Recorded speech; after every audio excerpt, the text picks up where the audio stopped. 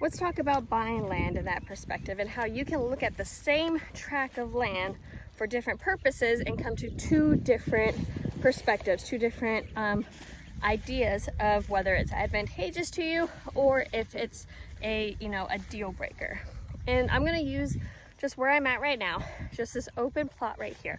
You can look at a big opening on your landscape either as a great thing or as something that kind of downgrades it as a negative characteristic to the property.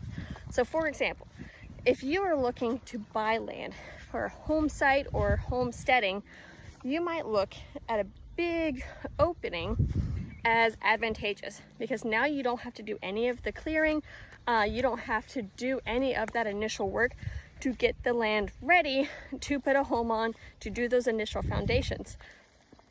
It's already cleared for you essentially. So you can just go ahead and get started with that phase of the work. However, if you're looking at land perhaps for a timber investment, you may be looking at this big opening saying, well, I'm going to be forking in all of that investment for the land, and then I have to turn around and invest into the reforestation stage of it. And so in that case, you might be looking at the big opening as more of a negative hindrance, because not only do you have to pay for this land, you have to fork out initially a whole bunch of money to get it replanted. Now again, there's a whole lot of avenues you can navigate that with. There's a whole lot of opportunities. I tend to always look at open property through an opportunistic point of view, because now you get the say of how things are planted, what is planted, at what density things are planted.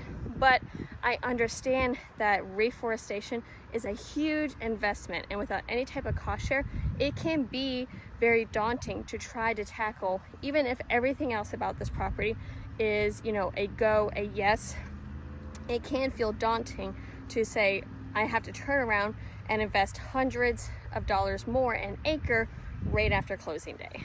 But again, switching it up, you have a homesteading perspective.